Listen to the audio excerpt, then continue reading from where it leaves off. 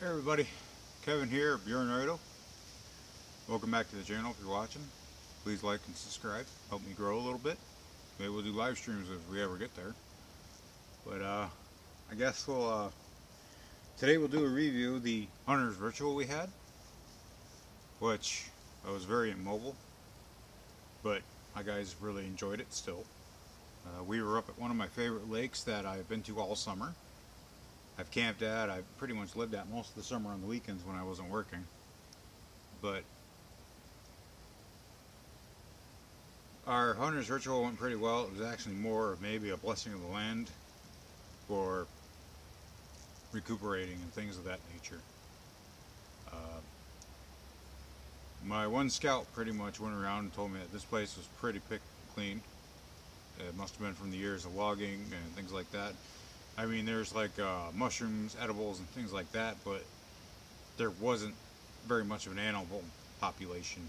I know they do run bear way up in the back, but we barely saw anything but rabbit sign, deer hardly, no bear sign, no nothing. So next year we're actually probably going to do something quite a bit different. We are actually going to make this more of a nomadic camp, and we're probably going to do about 5 days, 3 minimum for some people if they want to attend. All of our events from way beyond this or back are now privatized due to we have had people that are very undesirable sometimes show up. Not all the time, but sometimes. So next year in September, that private event will be ongoing. You will pretty much have to get an invitation. You will have to be vetted because, like I said, we're going to be moving around about every other day, maybe every day, exploring the area further up, way up, where it's going to at least be an hour to 45-minute walk out to your truck or longer. We're pretty much going to do it as you have spare food locked away in your vehicle in a sealed container, hopefully scent proof, because there are bears way up in the back and they have been known to tear apart cars to get at a potato chip. So you're going to have your fire skill up to par. If not, you're going to have to learn pretty quick. That's going to be the whole point of this hunter-gatherer's exercise, actually, is to develop those primitive skills. Your gear is going to have to be light unless you want to carry a heavy pack, which is going to be a killer.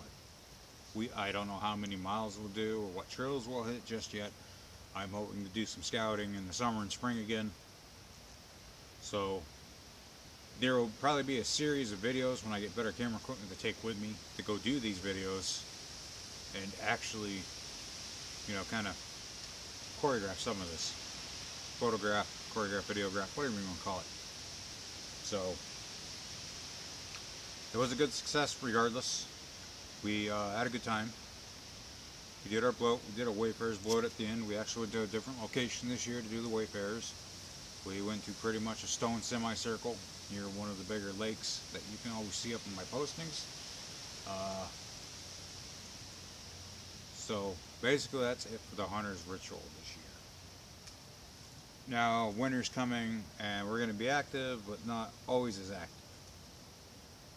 I got a few other projects I'm working on. I'm almost healed up. I'm ready to go back to work. Thankfully.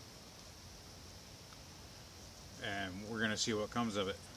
What I've learned too is if you have a goal for something, don't put that goal on the back burner because you will never get to that point where that goal is achieved.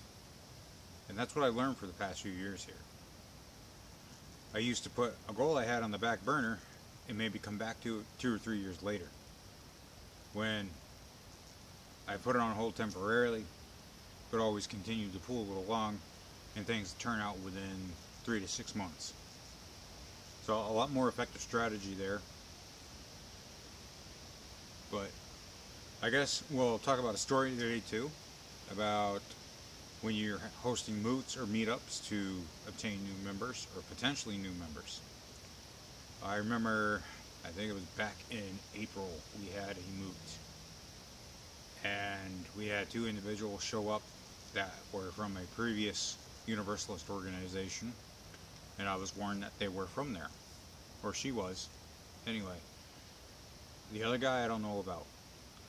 My conclusion on them is they were still trying to work, may have been working for that organization. They're very well known as their internet reactionary force, and they always seem to have problems with the Folkish, even if the Folkish have done nothing to them.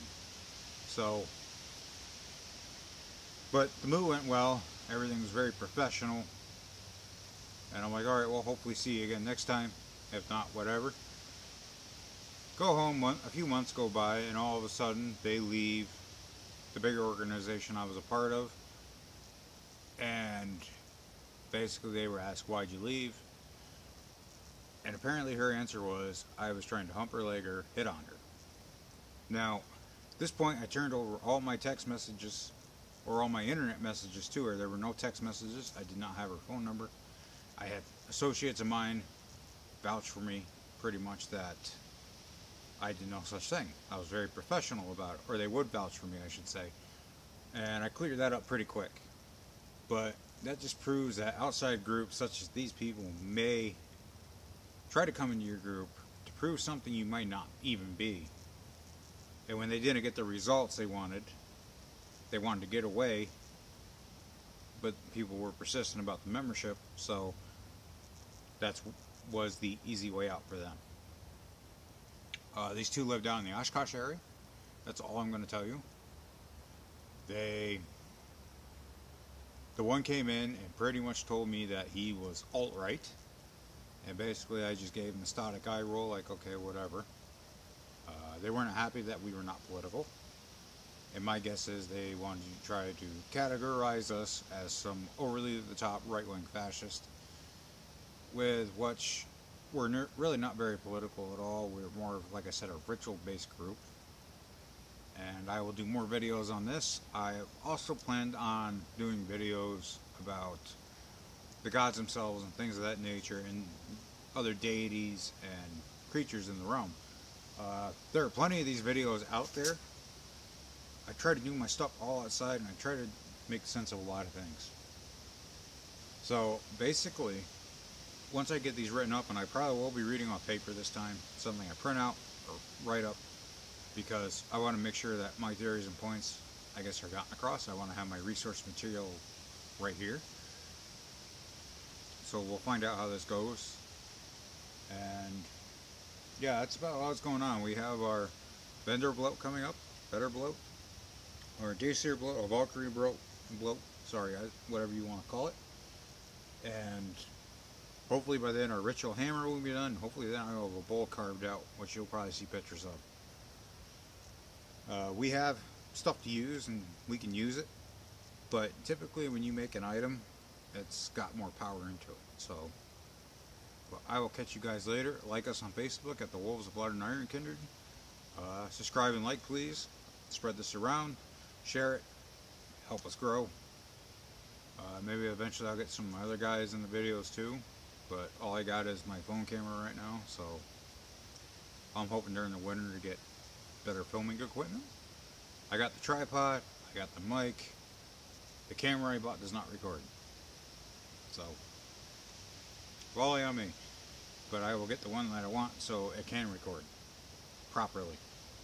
But I will catch you guys later, and you have a nice night.